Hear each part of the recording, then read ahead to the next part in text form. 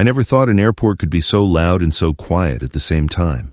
Thousands of voices mixed into a constant murmur, but inside of me, everything was just empty. Every step I took echoed, hollow, as if the floor was reminding me I was only there to say goodbye to a son who didn't even want to look at me anymore. I was wearing my best shirt, the one I wore to my granddaughter's baptism, and a sport coat that still smelled a little like the wood shop. I'd shined my shoes, combed the little hair I have left, and pressed my slacks. I wanted to look presentable, dignified, even though I knew that to David I was nothing more than a shadow that got in the way of his perfect family pictures. He didn't know I'd be there. I found out about his flight from a neighbor who'd overheard my son's wife, that woman with the polite smile and the haughty eyes, mention to someone that they were finally moving to a city where they wouldn't have to carry old relatives. So I came without telling him, with no flowers or gifts, just a folded letter in my jacket pocket and a $20 bill I'd tucked away, just in case. I didn't want to say much. I just wanted to see him one more time before he left. As I waited by the boarding gate, my hands were shaking. Not from the cold, but from the memories. Sometimes you get old without even noticing, and when you open your eyes, the boy you used to carry on your shoulders doesn't even want to say your name. I saw a family hugging hard. A father kissed his daughter's forehead, and she cried as she promised him she'd be back soon. That scene just broke my heart, because so many years ago, that father was me.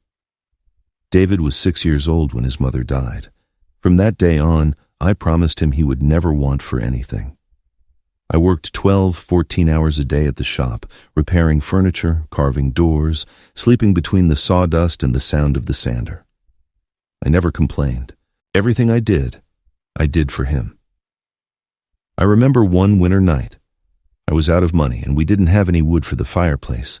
David had a high fever. I didn't even hesitate. I broke up an old wooden chair and lit its legs in the fireplace. He was asleep, wrapped in a blanket, and as I watched the fire, I thought that a father's love is sometimes measured by the things he's willing to burn just to keep his son warm. But time is cruel. As the years went by, David changed. He stopped looking at me with admiration and started looking at me with pity. When he met Patricia, his wife, I felt the distance grow. She came from a rich family, the kind that smells like expensive perfume and talks softly even when they're looking down on you. She was nice to me at first until one day she told me straight out, "You should really stop visiting the house so often, Mr. Miller. It's not good for David to be reminded of the past so much." I never answered her. I just nodded and left. Sometimes silence is the only shield a man has left when he's already lost everything. When I finally saw him, my heart leaped. David was walking toward the counter, hand in hand with Patricia. He was wearing an elegant overcoat, the kind I only ever saw in catalogs. He was laughing. He looked happy until his eyes met mine. I raised my hand, awkward, with a smile that hurt my own face. But he just kept walking. He passed less than 6 feet away from me, without stopping. Not a gesture, not a word, not even a glance, as if I were just another stranger in the crowd. "Son," I managed to whisper, but my voice was lost in the loudspeaker announcements. Patricia looked over at him, noticing me, and squeezed his arm with a sarcastic little smile. "Hurry up, honey," she said loudly. "We don't want to be late because of anyone." I just stood there, frozen. I wanted to go over, to touch his shoulder, to ask him for just one last look. But something inside me stopped me. I don't know if it was pride or if it was love. Maybe both. I waited at a distance while I watched them check in. A gate agent handed them their tickets, and they headed toward the security line. I just watched, the letter still in my pocket. I'd written every word so carefully, with no reproaches, only gratitude. It said, "Son, no matter where you are, I don't wish you luck, I wish you memory, because luck runs out, but remembering where you come from will save you." I never gave it to him. I'll never know if he would have wanted to read it. When they announced the flight, everyone started to move. David and Patricia stood at the end of the line, laughing at something I couldn't hear. Then the voice on the loudspeaker cut through the air. "Attention, please. Mr. David Miller, please come to the boarding counter. Mr. David Miller." The other passengers looked at him. He, surprised, walked up to the counter. I watched from afar, not understanding. The employee looked through some papers, then pointed. Right at me. My son's eyes searched for me. For the first time in so long, he really looked at me, and in that look, I saw fear, confusion, and a flash of shame. The employee held up an envelope. I recognized it. It was the same one I had left at the airline's main office 2 days earlier. Inside was something he could have never imagined. His face went pale, his hands started to shake, and before anyone could react, he fell to his knees right there in front of me. The murmur of the airport stopped. I didn't say anything. I just looked at him, my eyes filling with tears, not from pain or from revenge, but because finally my son had seen me. They say time erases memories, but that's not true. Time doesn't erase anything. It just stores them in places where they hurt a little less. Sometimes all it takes is a smell, a song, or a photograph for everything to come rushing back with the force of a punch. That's what happened to me that night, after seeing him kneeling in front of me. As I rode the bus home, with the airport lights reflecting on the windows, I couldn't stop thinking about the boy my son used to be. Because before he was a man who denied me a simple hello, he was a little boy who told me he wanted to be just like me. I remember his laugh. It was a clean sound, almost musical, that filled the workshop when he'd hide among the half-finished furniture. "Daddy, you found me," he'd shout, jumping out from behind a cabinet, and I'd pretend to be surprised, lifting him up in my arms until we were both covered in sawdust. Life was hard, but when I saw him laugh, it was all worth it. His mother, Clara, always said that David had my eyes, that mix of curiosity and sadness that you only get when you learn too early that the world isn't always fair. She was the balance I could never keep. Where I was silence, she was song. Where I hardened, she softened. When she died, David was only 6. And even though he never said it out loud, I know he blamed me. Because kids don't understand sickness or diagnoses. They just know that one day their mother isn't there, and someone has to carry that absence. That someone was me. The first few years were chaos. I tried to keep everything in order. Wake up early, make him breakfast, drop him at school, and then run to the shop. I worked until my body ached, but I always came back before dark because I knew his biggest fear was sleeping alone. At night, he'd ask me to tell him stories, and even though my imagination was limited, I made up what I could. I told him about a carpenter who made magic chairs that could take you anywhere, as long as you sat in them with a clean heart. David believed that story was real. One night he told me, "When I grow up, I'm going to make one for you, Dad, so you can go visit Mom." I bit my lip so I wouldn't cry. Over time, we learned to survive without her. The shop became our refuge. He would sit on a stool and watch me work, fascinated by every cut, every stroke of sandpaper. I'd give him little scraps of wood to make his own inventions. One time, he carved a small figure that, he said, represented our family. 3 figures, one tall, one medium, and one small. He painted them with old paint and told me, "Mom lives here now." And he placed the figure in the center. I still have that sculpture. It's worn out, the paint is faded, but every time I look at it, I feel like Clara is still with us. Sometimes after dinner, we'd go out into the backyard. The sky would open up, huge and full of stars. David would lie on the grass and ask me if the stars were the souls of the people we love. I told him yes, even though I didn't know. Maybe I lied to comfort him, or maybe because I wanted to believe it too. The years went by fast. David grew up, started to get embarrassed by my calloused hands, my simple clothes, my clumsy way of speaking. But before that, there was a beautiful time that no one can ever take away from me. The days when he looked at me like I was his hero. I remember one afternoon in particular. It had been raining all day, and the shop roof was leaking. It was dripping so badly I had to put buckets everywhere. David came over with a piece of bread in his hand and said, "Dad, don't worry. When I get a job, I'll buy you a new roof." I laughed. "We don't need that, son. As long as it's not raining inside of us, we're okay." He didn't understand what I meant. Years later, I'm not sure I understood it myself, because when he grew up, it rained inside of me more times than I can count. The change was slow. At first, it was small things, short answers, looking away, excuses not to come to the shop. Then he started to talk differently. He used words I didn't know. He imitated the accent of people with money. One afternoon, I saw him hide when one of his friends walked by on the street.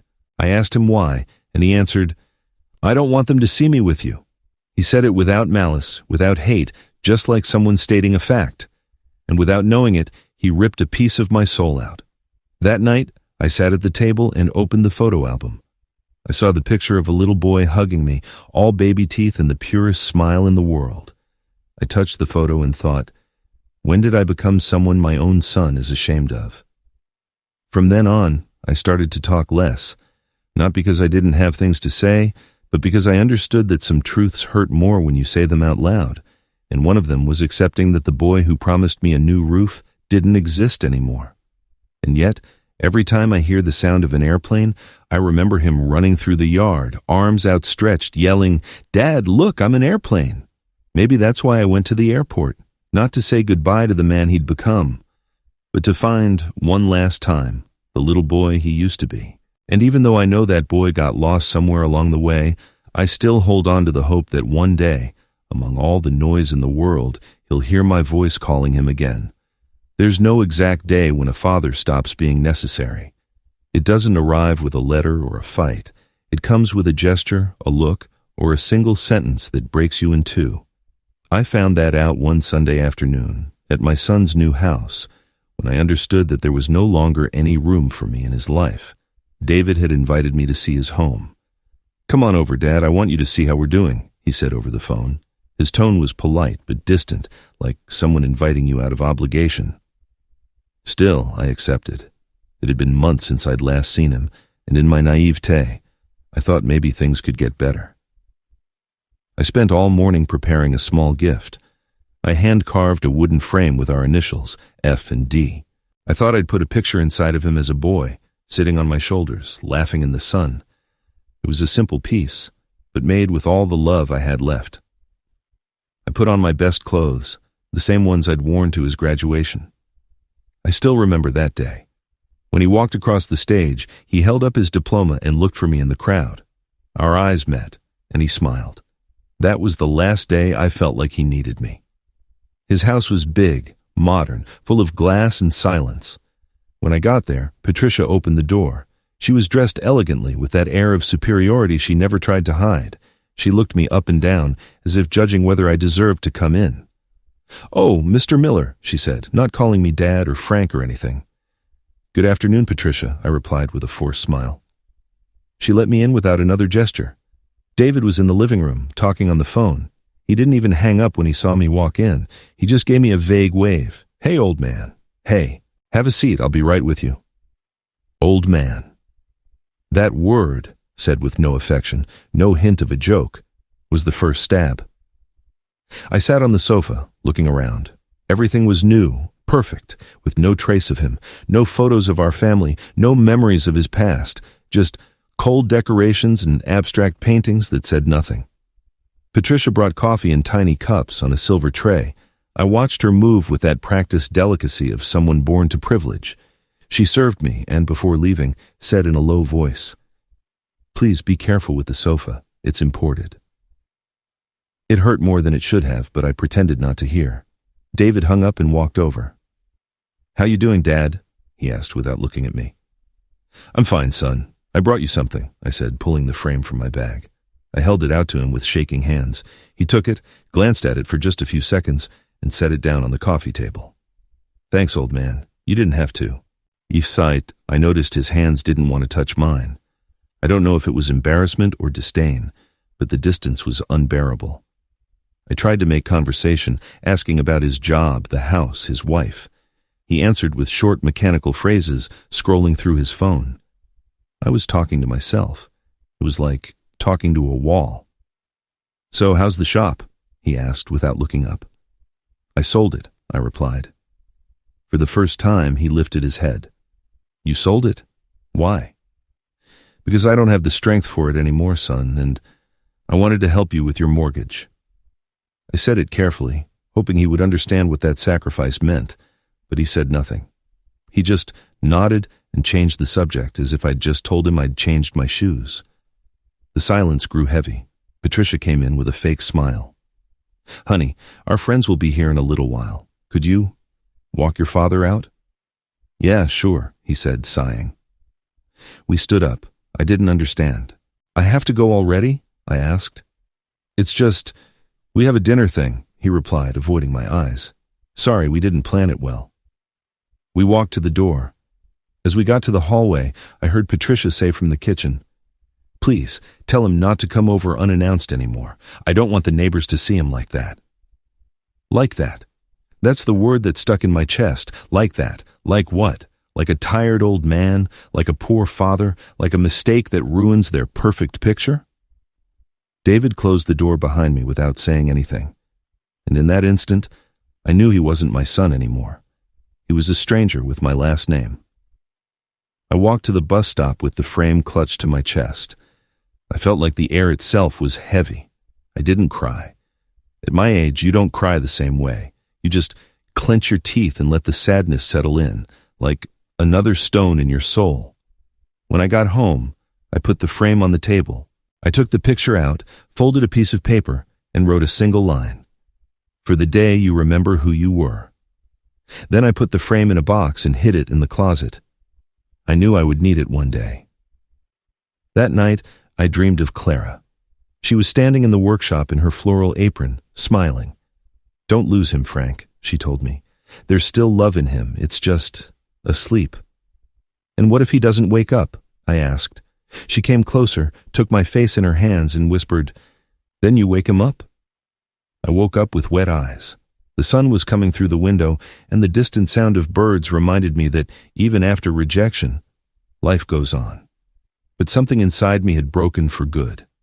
From that day on, I decided I wouldn't insist anymore. If my son wanted to walk away, I'd let him. I had raised him with love, not with chains. And even though my heart was bleeding in silence, I kept walking. Because fathers have to learn to live with absences, too. That was the last time I ever walked through the door of his house. And though I didn't know it then, that wound would be the seed of everything that came later. Not all silences mean forgetting. Some are just screams you've gotten tired of yelling out loud.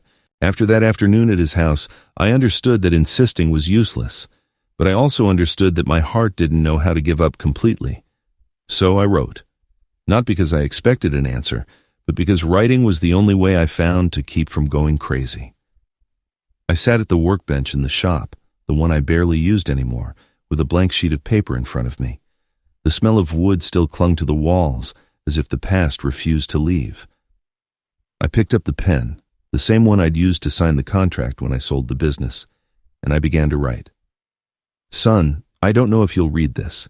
Maybe you'll tear it up, maybe you'll toss it in a drawer, or maybe it will never even reach your hands. But I need to write this, even if it's just to empty a little of the weight I'm carrying. The words came out slowly, as if each one cost me a part of my soul. As I wrote, I could hear his little boy voice, the one that used to ask me for stories before bed. That voice was mixed with the man's voice that told me, Don't come over unannounced. Two versions of the same person, one who loved without conditions, and one who no longer knew how to look back. David, sometimes I wonder when we stopped understanding each other. Maybe it was when I tried to protect you too much, or when I stayed quiet just to avoid a fight, or when I lied and told you everything was fine, even when I was starving. If you ever saw me as weak, it wasn't because I didn't want to fight, it was because I had no strength left, son. I stopped writing for a moment. My hand hurt, but my chest hurt more. Outside, the afternoon was fading, and the sun filtered through the blinds, illuminating the dust floating in the air. Maybe that's what we were now, I thought. Just dust, suspended, memories that don't know where to land. I kept writing. I don't want you to feel guilty. Life changes, people change, and sometimes children need to pull away to understand who they are. But I hope you don't forget where you come from, because you can never outrun your roots. I'm not writing to ask you for anything. I don't want money, or visits, or promises. I just want you to know that no matter what, you still have a home where you can come back. I closed my eyes. For a second, I imagined he was there, in front of me, listening quietly like he did when he was a boy. I imagined his face softening, his eyes looking down, his voice trembling as he said, I'm sorry, Dad. But when I opened my eyes, there was only the paper, the emptiness, the echo of an illusion that would never come back. I put the letter in an envelope and wrote his address in a firm hand. The mailman gave me a kind smile when I dropped it in the mailbox. He didn't know that envelope didn't just hold ink. It held 30 years of love, held back. Days passed, then weeks. Every afternoon, when I heard the mail truck, my heart would speed up. I'd go out to the porch, pretending to be casual, like I was just sweeping the leaves. But deep down, I was waiting for a letter, a call, a sign. Nothing came. The first week, I told myself he was probably busy. The second, that maybe he hadn't gotten it. The third, that he probably read it and chose to stay silent. By the fourth week, I understood that silence can also be an answer. One night, as I was looking at the clock in the hall, the one that always marked 11:30 whenever the loneliness became unbearable, I heard the creak of wood in the workshop. I thought it was the wind, but when I went in, I saw the picture frame I'd given him, propped up on the workbench. I didn't remember taking it out of the closet. I looked at it in silence. The photo was still in it, our faces frozen in a joy that no longer existed. Then, without thinking, I opened the drawer and took out a candle. I lit it. The glow illuminated the shop, and in a low voice, almost a whisper, I said, "Wherever you are, son, I hope you still remember what it feels like to love without being afraid." The next day, I found an envelope in the mailbox. My heart leaped. Trembling, I opened it. But it wasn't his handwriting. It was a letter from the bank, a cold notice about overdue property taxes. That was the first time I cried in years, not because of the debt, but because for 1 second I had believed he was still thinking of me. Months passed. The letter I wrote him became a part of the air. I stopped waiting for it. Routine filled everything again. The shop, though empty, still smelled like pine and varnish and memory. Sometimes I talked to myself, telling the walls things I could never tell him. And yet, every time the wind hit the window, I felt like someone was listening.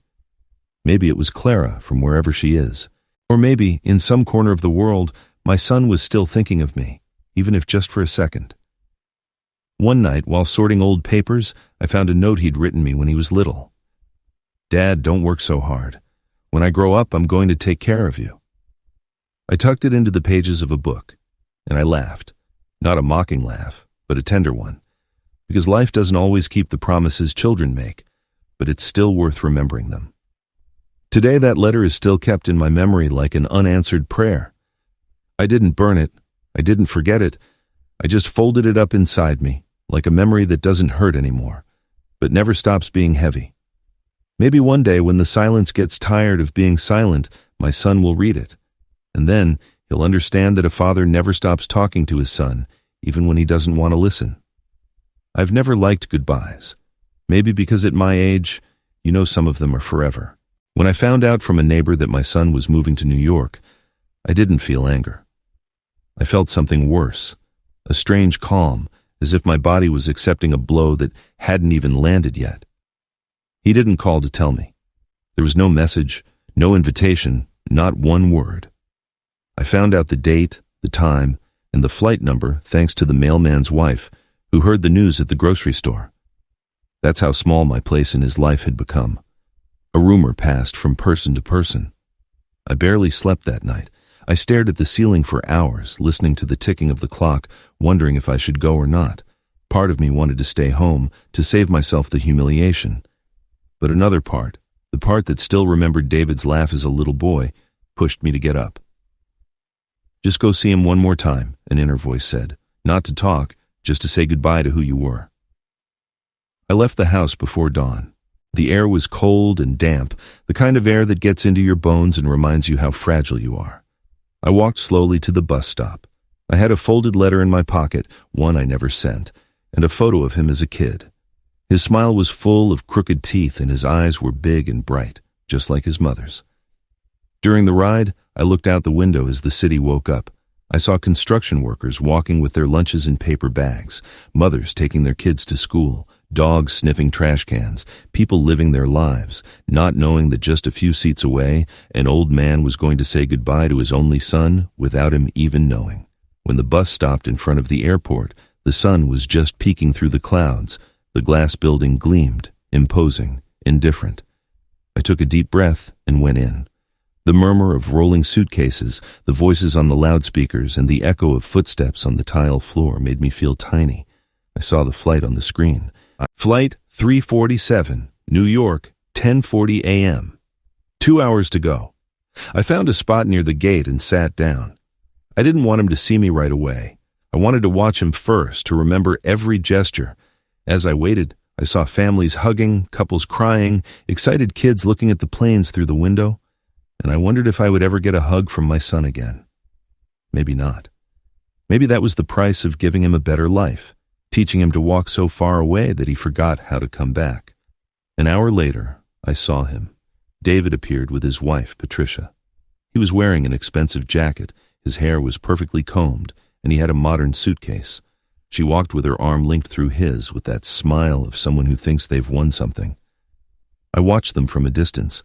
They looked happy, but that happiness had a hollow shine to it, like a lamp without a light bulb. For a second, I thought about leaving, about turning around and disappearing, like a ghost who doesn't want to interrupt the lives of the living. But I couldn't. My feet wouldn't obey. It was as if my soul had said, "It's now or never." I stood up. I took a few steps toward them. My heart was beating so hard I thought everyone could hear it. And then he saw me. Our eyes met. For 1 second, I thought he would walk over. I thought I saw a flicker of emotion. But it was just a reflex. His expression changed, fast. He whispered something to Patricia, and she laughed with that sharp tone that always froze my blood. Then they kept walking, passing right in front of me. I felt a knot in my throat. I wanted to speak, but my voice wouldn't come out. My body was shaking. I tried to smile, to raise my hand, to say something, anything, but he just looked away, as if I were just another stranger in the airport. "Goodbye, son," I whispered. No one heard me. I sat down again. People kept moving around me, but I couldn't see anything. It was like all the noise had been turned off. All that was left was the echo of my own silence. I took the photo out of my pocket and looked at it. It was him, at 8 years old, riding on my shoulders with his hands raised to the sky. "Higher, Dad," he used to say. Now, I thought with sadness, he was higher than ever. So high he couldn't hear me anymore. When they announced boarding, my heart jumped. The passengers formed an orderly line, and I saw my son among them. He was about to hand over his passport when a voice on the loudspeaker boomed through the air. "Attention, Mr. David Miller. Please come to the boarding counter. Mr. David Miller." He stopped. Patricia looked at him, annoyed. David frowned and walked toward the employee. From my seat, I watched, my heart in my throat. The employee looked through some papers, held up a sealed envelope, and said something I couldn't hear. Then the man pointed. "Right at me." David turned his head. Our eyes met for the second time, but this time there was no distance, only shock and fear. The employee handed him the envelope. He opened it, and as he read the contents, his face changed. First, confusion. Then, disbelief. And finally, tears. Patricia took a step back. He dropped his suitcase, fell to his knees, and for the first time in many, many years, he said my name. Dad. The sound of that word shot through me, because it was proof that, despite everything, I was still his father. I walked over slowly. People were staring. I didn't feel shame or pride, just an immense calm, as if all the pain of the past had finally found its place. He tried to speak, but he couldn't. I just put a hand on his shoulder and said, "You don't have to say anything, son. It's okay." And in that moment, I knew I didn't need to forgive him, because deep down, a father never stops loving, even when his heart is in pieces. The murmur of the airport stopped, as if someone had hit the mute button on the world. The people in line started to stare, curious, as my son remained on his knees in front of the counter, the open envelope in his hands. I could see his fingers shaking, see his breath get short, and see his pride, that wall he'd built for years, begin to crumble. I didn't move. I didn't have to. For the first time in a long time, the silence said everything the words couldn't. The gate agent looked at me, nervous. "Sir, are you Mr. Frank Miller?" I nodded. He gave a small smile and added, "Then everything's in order." Everything's in order, a simple phrase. But on that day, those 4 words brought my son to his knees. David looked up, his eyes flooding with tears. "Was it you?" he whispered, his voice choked. I didn't answer. I knew he already understood. Inside the envelope were bank documents, transfer receipts, and a letter to the airline. They confirmed that the trip he was about to take, the plane ticket, the first month's rent in New York, the moving expenses, had all been paid for by the sale of my workshop. The same workshop where I'd watched him take his first steps, where he learned to hold a hammer, where he played in the sawdust. The workshop that was my whole life. And now it was gone, because I had given it all up so he could fly. I watched him cry, really cry.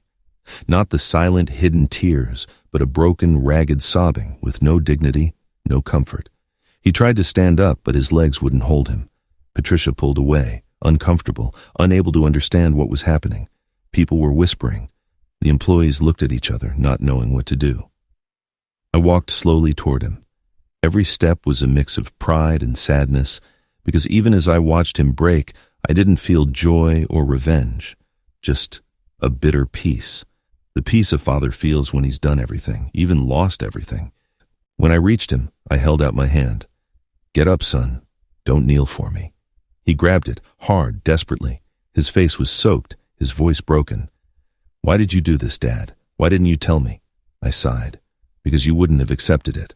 "Of course I wouldn't have," he yelled, a mix of anger and pain. "I can't accept you selling your life for me." "I didn't sell my life, son," I answered calmly. "I shared it with you, like I've always done." For a moment, the whole airport was still. Even the announcements didn't matter. It was just him and me, face to face, like so many years ago. The boy and the father. The pride and the love. He looked at me with desperation. "I don't deserve this," he said. "Nobody deserves love, son," I replied. "It's just given. And when it's given for real, you don't expect anything back." His lips trembled. He tried to say something, but he broke down again. He fell back to his knees. This time, not from guilt, but from love. I knelt down too. I took his face in my hands and whispered, "You got a lot of things wrong, David. But it doesn't matter. We all do." He shook his head. "I failed you." "No, son. You just got lost. But you still have time to come back." Patricia was watching the scene, her face pale. She moved closer, but he held up a hand to stop her. Just give me a minute, please." She backed away. Her look was cold, annoyed, as if this whole thing was a public embarrassment. And maybe it was. But for me, it was also a blessing. To see my son finally remember who he was. David slowly got to his feet, took the envelope, and clutched it to his chest. "Why, Dad? Why do you always give without asking for anything?" I smiled. "Because one day, you'll do the same for someone else. And on that day, you'll understand me." His eyes filled with a light I hadn't seen since he was a boy. He hugged me. A long, hard, desperate hug. The kind you keep on your skin forever. "I'm sorry," he whispered. "You're already doing it," I answered. When I let him go, I took a deep breath. My body was shaking, but not from exhaustion, from relief. I straightened the collar of his jacket and said, "Don't be late for your flight." He looked at me, stunned. You still want me to go?" "Yes, son. It cost you too much to get here.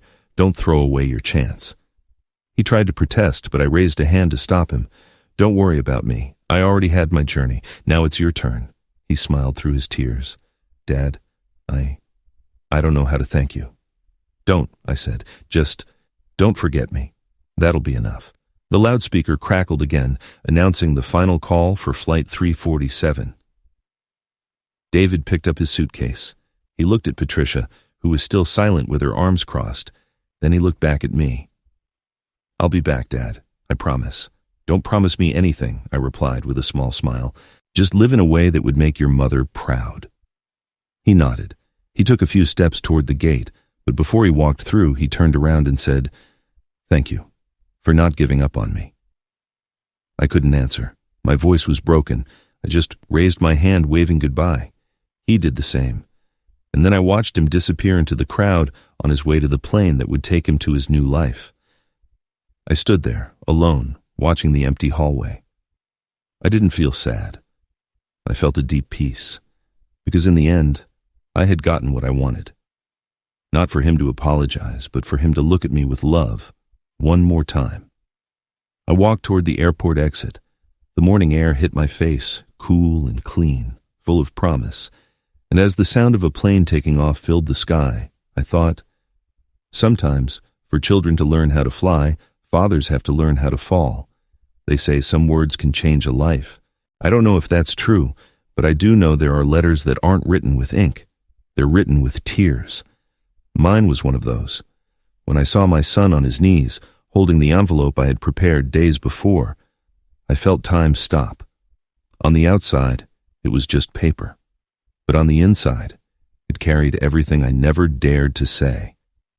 Now, sitting in the solitude of my home again, I remember every line of that letter, every word I wrote, not knowing if he would ever read it, and I want to share it. Not to justify myself, but to leave a record of what a father is capable of doing for love. My son, if you are reading this, it means you're about to start a new journey. I don't want to stop you or ask you to look back. I just want you to remember that before you even learned to walk, I was already dreaming of watching you fly. This trip you're taking today, David, was the last project my hands ever worked on. With the savings from the shop and with the sale of all my tools, I paid for your ticket, your deposit, your moving expenses, and the first month of your new life. I didn't do it to buy you anything or to make you feel like you're in my debt. I did it because I still believe in you. Even when it hurts, even when you deny me, I still see in you the same little boy who used to hug me after a nightmare. I read those lines so many times before sending them, I almost know them by heart. I remember my hands shaking as I wrote, not from the cold, but from fear. Fear that he would never understand what I was trying to tell him, that a father's love doesn't wear out, even when life beats it down. When you were little, you used to tell me you wanted to be just like me, and I would tell you no, that you had to be better. But as the years passed, I noticed you pulling away. You were ashamed of my clothes, of my calloused hands, of my silences. I didn't blame you, son. The world changes, and young people look for a shine that old fathers can't always offer. But son, let me tell you something. There is no shine nobler than a clear conscience, and even though you walked away, I never stopped looking at you with pride. Even in your silence, even when you turned your back on me, I still saw you as my greatest achievement. I felt a knot in my throat. The letter felt heavier with every line. It was as if his voice was coming from the paper, soft, serene, as if he were still sitting right in front of me. As I wrote that, I remembered his teenage years, the times he came home late, the arguments about his clothes, his grades, the friends he chose. I always wanted to be his guide, but I became a shadow that made him uncomfortable.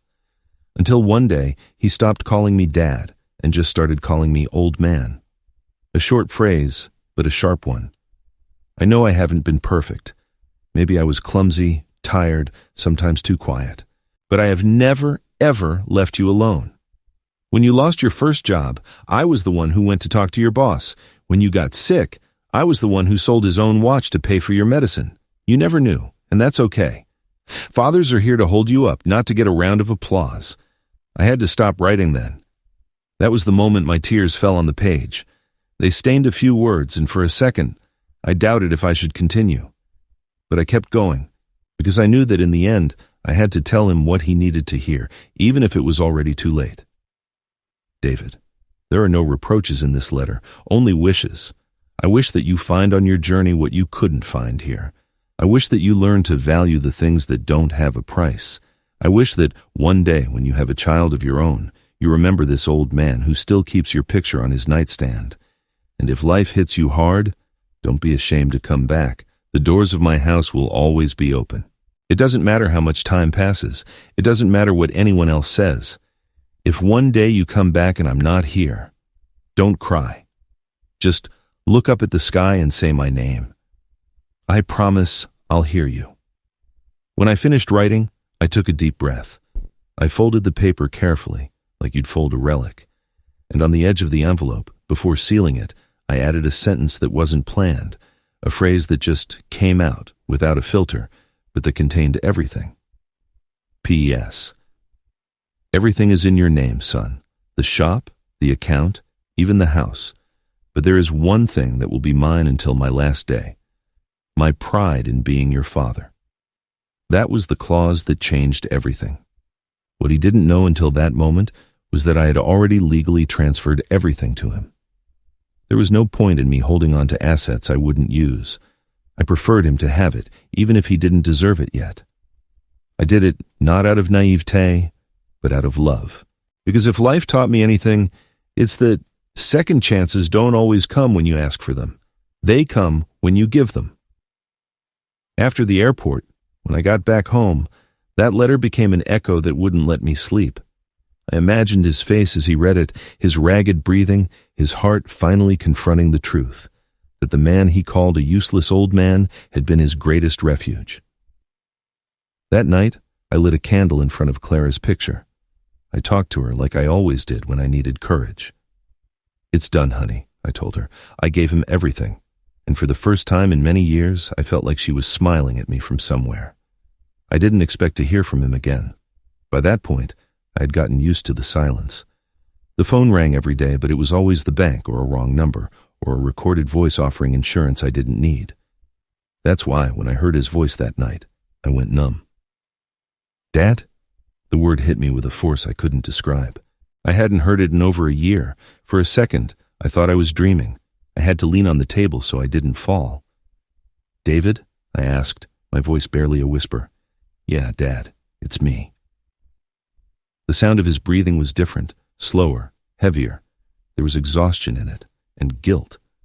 I didn't know what to say. I just listened. Sometimes love is measured in silence, not words. "I made it okay," he said, breaking the pause. "I'm working at a design firm. Nothing big, but it's enough to start." "I'm glad to hear it, son," I managed to reply. "Yeah." His voice trembled. "Although, this isn't how I planned on calling you." I swallowed. "What do you mean?" "I was scared," he confessed. "Scared you wouldn't want to hear from me." I smiled, even though he couldn't see it. Fathers don't hang up, David. We just spend our whole lives waiting for the phone to ring. I heard a choked sob on the other end of the line, and then I knew he was crying. For several seconds, we didn't speak. Just the faint hum of the phone line filled the air. Finally, his voice came back, weaker, more human. "Dad, I've read your letter. More than 20 times, every word. It just feels like a stone in my chest. I couldn't believe what you had done. I did it because I love you, son, but you gave me everything, even the house. Things aren't worth anything if they don't help someone be happy." He took a deep breath. "I wasn't happy, Dad." "You weren't?" "No," his voice cracked. "I thought I would be, but I'm not." I sat down, my heart tightening. "What happened, son?" "Patricia. She left." "What?" 3 months ago, with another man." "I'm so sorry." "No, Dad, don't say that. Don't blame her. She just showed me what I was refusing to see." The silence returned. I could hear him trying to hold back his tears, swallowing his pride piece by piece. "Dad," he said finally, "everything you gave me, everything you sold for me, I lost it. The money, the house, everything. I made bad investments. I trusted the wrong people. I have nothing left." I closed my eyes. I didn't feel anger or sadness, just compassion, because I knew what it cost to lose everything. "It doesn't matter, son," I said, my voice calm. "Sometimes you have to lose, just to understand what you really have." "No, Dad," he replied, his voice choked. "What I had was you, and I lost you." That sentence, it just went right through me. I couldn't breathe. For a moment, I thought my heart would stop right there. "Dad, I don't know if you can forgive me," he said. "I already have." "But you don't even know what I'm going to say." "I don't need to. When a son says Dad, he's already asking for forgiveness." I heard him crying openly then. The sound tore me apart, but it also healed me, because behind every one of his tears was a piece of reconciliation. "I'm coming home," he said between sobs. "As soon as I can, I'm coming home." "You don't have to do that for me." "No, Dad, I want to do it for me. I need to see you. I need to thank you in person." His words were sincere. I could feel it in his tone, in his ragged breathing, in the guilt that seeped through every sentence. "I'll be here," I answered. "Like always. I promise, Dad. I won't fail you again." After he hung up, I just stared at the phone. My hands were still shaking. For a moment, I thought if I closed my eyes, I'd hear his little boy voice asking me for a bedtime story. And I understood that life, sometimes, gives you back what you thought you'd lost, but in a different language, at a different time, in a different tone. I didn't know if he would come back. I didn't know if he'd keep his promise. But that call was enough, because just hearing his voice again was already a miracle. That night, I went out to the backyard and looked at the stars. I thought about Clara, about everything she would have said if she were there. "See, Frank?" She would have smiled. "Love never gets lost. It just hides until someone looks for it." I closed my eyes. I breathed in the cold air and whispered to the sky, "Thank you, honey. Thank you for guiding him back." And as the wind brushed my cheeks, I knew that even if the world falls apart, even if age steals your strength or your memory, a father never stops waiting for his son's voice. That night, I slept with the phone on the nightstand, like someone keeping a promise under their pillow. Because after so many years of silence, my house once again had the most beautiful sound in the world, the word Dad. Sometimes life gives you signs you can't read until it's too late. I sensed it days before he came back, not because anyone told me, but because my body knew. My bones ached in a different way that week, as if my heart was preparing itself for something it couldn't name. Winter had come early. The house was colder than usual, the walls empty, the curtains drawn. I spent my afternoons sitting by the window, watching the rain fall on the old backyard where he used to play as a boy. The phone, silent, rested on the table. But I looked at it anyway, with the absurd faith of those who were still waiting for a miracle. 3 months after that call, I got a letter. It was from him. Not an email, not a text message. It was on paper, in his handwriting. That choice alone made me cry. "Dad, I have my ticket. I'll be there on Sunday. I'm not coming to ask for anything. I'm coming to see you. I'm coming to say thank you. Your son, David." I read that letter so many times the paper got creased. I could hardly believe it. After everything we had been through, my son was coming home. And this time, not out of obligation, not out of guilt, but out of love. The next few days, I dedicated myself to cleaning the house, every corner, every piece of furniture. I polished the picture frames, washed the sheets, opened the windows to let the new air in. It was as if I wanted the home to feel alive again, ready to receive him. In the kitchen, I made his favorite meal, beef stew with potatoes, the recipe his mother used to make him when he was little. The smell filled the house, mixing with the memories. For moments, I thought I could hear his childhood laughter running down the hall. Saturday night, I had trouble sleeping. I kept getting up, checking that everything was in its place, like a father waiting for his newborn child. At 3 a.m, I went out to the backyard. The sky was clear, and one star was shining brighter than the rest. "Clara," I whispered, "bring him home safe. Let him get here safe." Sunday dawned with a shy sun, the kind that barely gives any warmth. I put on my best shirt, the blue one he always liked. I looked in the mirror and noticed what time had done. My skin was thinner, my eyes more sunken, but they still had a spark. I put on the wristwatch he gave me when he graduated from college. It hadn't worked in years, but I wore it out of habit. It was my way of reminding myself that time, even when it stops, keeps marking you on the inside. At 9, the bus from the airport came down my street. I went out to the porch, my heart beating so hard I could almost hear it. I saw several passengers get off, and then I saw him. David. A backpack on his shoulder, his face thinner, his eyes different. His steps were slow, but firm. When our eyes met, all the air in the world disappeared.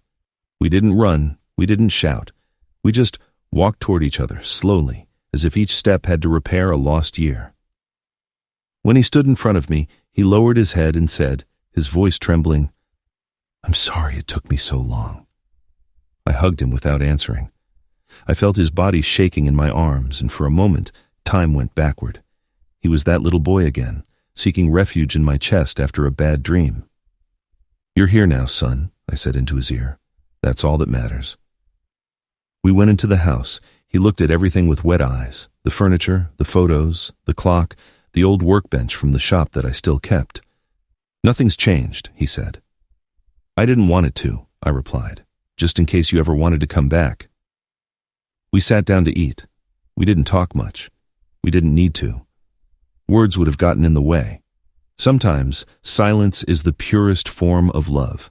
When we finished, I took something from my pocket, his letter. Remember this? He nodded. I was so scared when I wrote it, he confessed. I didn't know if you'd read it. I read it, and I waited for it, I said with a smile. Every line. David looked down. Dad, I need to tell you something. His voice changed. There was a new tremor in it, an urgency. When I went back to New York, after our call, he paused, taking a deep breath. I went to the bank. The bank? Yeah, to transfer you money. I wanted to pay you back, at least some of it, but when I tried, they wouldn't let me. I frowned. Why not? Because the accounts weren't active anymore, Dad. Not the shop, not the house. I felt a chill. What are you talking about? That everything was in my name, yes, but the bank showed me the documents. His voice cracked. Dad, you never changed the address for the life insurance. I looked at him, confused. Life insurance? He nodded. Everything you had insured. It's in my name. But if you... He swallowed. If you die, everything transfers to me automatically. He was quiet. And the agent told me, you renewed it yourself just 1 month before you sold the shop. I froze. I didn't remember doing that, or maybe I did and I had wanted to forget. He kept talking. When I understood that, I knew what you had planned, Dad. What? What did I plan? I asked, my voice weak. To give your life. To save mine. I didn't know what to say. My stomach clenched and a wave of dizziness made me stumble. He jumped up. He grabbed my arm. Don't say that, son. It's true, Dad. You knew. You left everything arranged. The silence in the room was total. Outside, the wind rattled the blinds. The old clock in the hall struck 11:30 and stopped. I just stared at my son, my soul tired, and for the first time, I didn't know if fate was giving me a second chance or a final goodbye. I don't remember the exact moment the pain started, but I remember the sound. It was a dull ringing in my ears, followed by a dizziness that stole my breath. The world spun, and my son's voice became a distant echo, like he was talking from the bottom of a well. The last thing I saw before I fell was the clock in the hall, stuck at 11:30. Then, nothing. I woke up to the smell of rubbing alcohol and the steady beeping of a machine. The room was white, too white, and cold. It took me a few seconds to understand where I was. The hospital. Again. Again, that thin line between staying and disappearing. I tried to move my head, but a sharp pain stopped me. I heard footsteps, then a broken voice. Dad! I opened my eyes. David was there, his face buried in his hands, his eyes red, his beard unkempt. I had never seen him look so fragile, so human. Where am I? I asked, my voice barely a whisper. He lifted his head, shaking. You're in the hospital, Dad. You fainted. They said it was your heart. I closed my eyes. Yes, I could feel it. My chest was heavy, like it was full of stones. But I wasn't scared, just sad. Because even though I was alive, something in me already knew my body had crossed a threshold you don't really come back from. David came closer and took my hand. Don't you ever scare me like that again, please. I smiled weakly. Sorry, son. Didn't mean to. You always say that, he said, laughing through his tears, that you didn't mean to. His laugh was a clumsy attempt to hide his guilt. I knew it. So with the little air I had, I squeezed his hand and whispered, Don't cry. If I'm still here, it's because I still have something to tell you. His eyes widened. What? In the desk drawer. In the shop, there's a wooden box, the one with the F carved on it. I've seen it. Yes, inside. There's a letter. Another letter? He asked, trying to smile. The last one, I answered. Read it. When I'm not here. Not before. We spent the night together. I didn't sleep, but I didn't want to. I was afraid to close my eyes and not open them again, so I just watched him. I memorized every gesture, every new line on his face, every glint in his eyes. At some point, he fell asleep, sitting in the chair next to me, his head resting on my arm. And as I watched him, I understood something. Sometimes love doesn't need words or apologies. It just needs time. And even though mine was running out, his was just beginning. In the morning, the nurse came in with a soft smile. "Your son hasn't left your side for a second," she said. "That's how good sons are," I replied. She looked at me with tenderness. "You must be very proud. More than you know." 2 days passed. The doctor said I needed to rest, but I knew my heart wasn't going to obey for much longer. David insisted on taking me home. "I don't want you to die here, Dad," he said, his voice thick with tears. "Then I won't die here," I told him. "Take me to the shop." That same afternoon, he signed the papers and took me in his car. The sun was setting, painting the sky a soft orange. The drive felt beautiful and endless. When we walked through the door of the house, I took a deep breath. The smell of wood and varnish hit my soul. It was the scent of my life. David helped me sit in the old chair in the shop, the same one where I'd spent half a century carving dreams. On the workbench was the box with the letter F carved on it. He looked at it but didn't touch it. He was keeping his promise. "Do you want me to open it?" he asked. "No," I said, "not yet." The silence took over the room. The only sound was the faint creak of the wood as the wind came through the window. Then, in a low voice, I said, "David, do you know what the one thing is that time can't take from you?" "What's that?" "The chance to love better." The exhaustion was winning. The air was escaping me, as if every breath cost me a year. He knelt in front of me, crying. "Don't leave me, Dad, please." "I can't promise you that," I whispered, "but I can promise you. You'll never be alone." I put my hand on his face and smiled at him. "You were my greatest work, son, my whole life. It made sense because of you." He broke down, sobbing. I couldn't hold on anymore. I felt the world fading, slowly, like a lamp at the end of its oil. And then, through the shadows, I heard the tick-tock of the clock. And then, suddenly, it stopped. The last thing I felt was the warmth of his hand on mine and a deep peace. Serene. A peace I had never felt before, as if at last everything was in order. That night, David found the letter. He didn't open it. He just held it against his chest as the tears fell on the wood of the workshop. The clock in the hall was still stopped at 11:30, but it didn't matter anymore, because for the first time, time had stopped hurting. I don't know how long I stayed on my knees in front of that box. The workshop was silent, as if the whole world had stopped with him. Outside, the rain was hitting the roof with a slow, almost sacred rhythm. The air smelled of old wood and goodbye. My hands were shaking. The box was light, but it felt as heavy as all my guilt. It had the letter F carved on it, the initial of his name, Frank, carved with that same precision, with that quiet love only he knew how to put into things. I didn't want to open it, because I knew in my heart that after I did, nothing would ever be the same. I took a deep breath, rested my palm on the lid, and opened it slowly. Inside, there was a letter folded in 4, an old watch, the one he always wore, and a faded photograph of the 3 of us, him, Mom, and me, at the door of the workshop. I was about 6 years old. He was smiling, his eyes full of life. And Mom. Mom was looking at the camera as if time couldn't touch her. I picked up the letter. His firm handwriting tore my soul apart.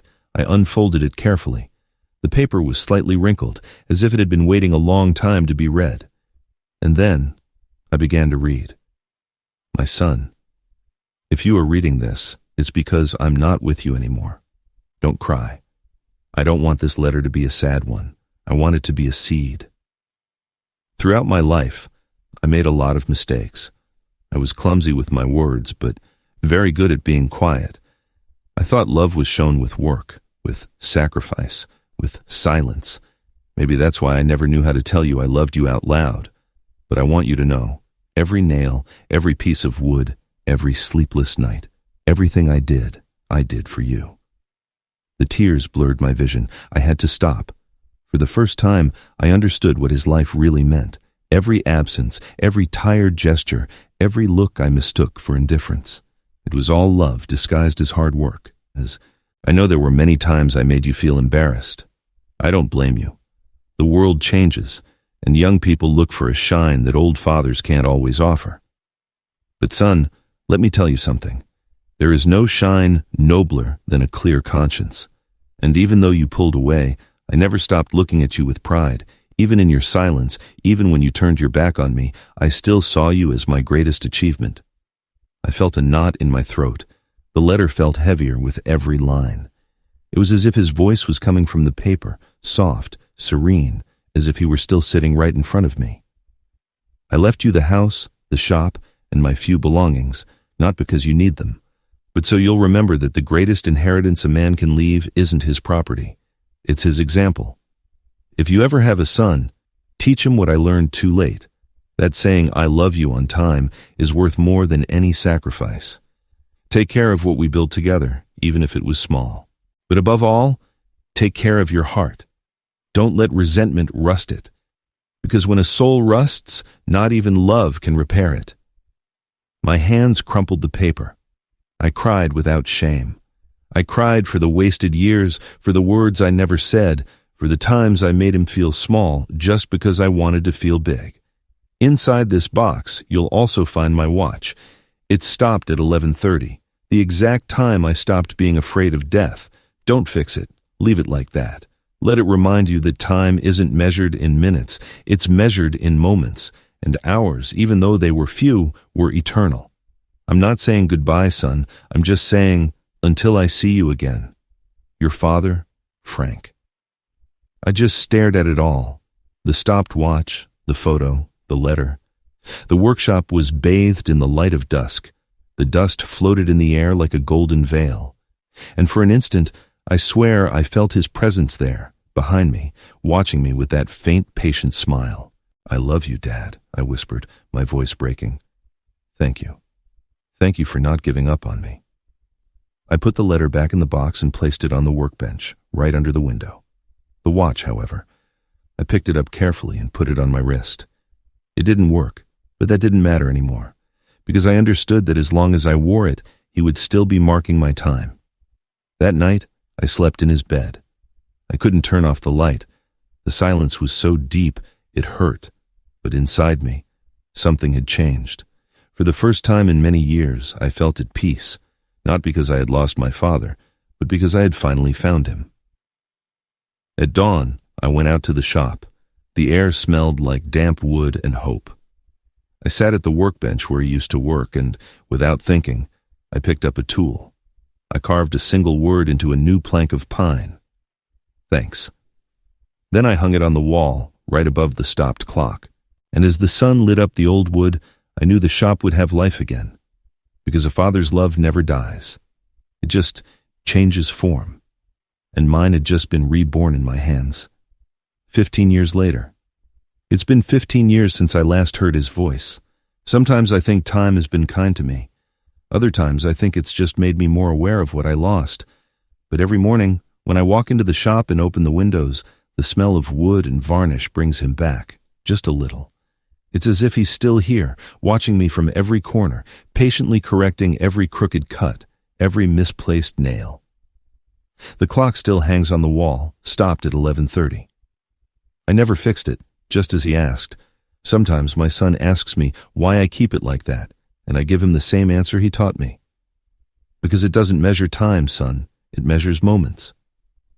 My son is named Frank, after his grandfather. He has the same dark eyes and that shy smile that can disarm any anger. He likes to join me in the shop after school, rummaging through the tools and asking me what each one is for. I watch him work, his hands clumsy but determined, and I smile, seeing how history repeats itself. Only this time, it's different. Sometimes, when the sun comes through the window and turns the dust in the air golden, I feel like I can see my father's silhouette behind him, as if he's guiding him, as if he's still teaching us from that place where time doesn't hurt anymore. I can't deny there were hard years. Guilt was a guest that stayed in my life for a long time. It slept with me, spoke to me in the silence, reminded me of everything I didn't do on time. But life has gentle ways of forgiving you. And one day, without warning, I realized I didn't cry when I thought of him anymore. I smiled. The letter is still in the wooden box under a blue blanket. I reread it every so often, not to feel sad, but to remind myself of who I was and who I must continue to be. Because my father didn't leave me an inheritance of property. He left me something much bigger. A way to live. Today, as I write these lines, my son is in the backyard, trying to build a small wooden bench. I'm watching him from the window, concentrated, his tongue sticking out of the corner of his mouth, just like I used to do at his age. Sometimes I help him, but other times I let him make mistakes, because I know that learning also lives in our errors. "Dad," he said to me recently, "did Grandpa Frank ever meet me?" I smiled. "Yes, son. In every story I tell you, in every piece of advice I give you, he's with us." "And where is he now?" "Everywhere," I told him, "in the air, in the wood, in this clock that doesn't work, but still marks our life." A few months ago, I carved a new sign for the workshop. The old one was worn out, but it still had its essence. I decided not to replace it completely, but to join the two pieces. The old one with the letter F that he had made, and the new one with my initial. Now, above the door, it reads, "Miller & Son Woodworks, where time stops, but love keeps working." Every time I walk in, I touch that sign. It's my way of saying hello to him, of telling him, "I'm still here, Dad, finishing what you started." Sometimes I dream about him. I don't always see him, but I feel him. A warm, serene presence keeping me company while I work. In those dreams, we don't talk. We just work together in silence. And when I wake up, I feel my heart beating differently, as if his hand is still on my shoulder. One night, while I was carving a new frame, the clock in the hall started to make a faint tick-tock sound. For a second, I thought I'd imagined it. But no. The hand moved, just a millimeter, then stopped again. I just stared at it with a mix of surprise and gratitude. And I understood. It wasn't the clock that had started moving again. It was me. The years have taught me that fathers don't die when they stop breathing. They die when their children stop remembering them. That's why, every day, I try to keep him alive, not with tears, but with actions. Every piece of furniture I make, every nail I hammer, every story I tell my son is a way of saying thank you, over and over again. A little while ago, as we were putting the tools away, my son looked at me with those eyes he inherited from him and said, "Dad, when I grow up, can I have this workshop?" I laughed. "Of course you can. And you? Will you still be here with me?" I looked at him in silence and ruffled his hair. "Always, son. Even when you can't see me. Always." He nodded with that innocence only kids have and went back to work, humming a song with no tune. The sound of the hammer filled the air, rhythmic, constant, like a heart that refuses to stop beating. As evening fell, I closed the workshop door and looked out at the horizon. The sky was painted orange and purple, just like that last day I saw my father. The wind was blowing gently, moving the leaves of the old tree he planted himself. I stood there for a few minutes, just listening, and between the whisper of the air and the distant song of the birds, I thought I heard his voice, clear, calm, and full of tenderness. "Everything is in order, son. Everything is in order." I smiled. I looked back at the stopped clock, and for a second, I would swear the hand moved again. It wasn't a goodbye. It was his way of telling me he never left.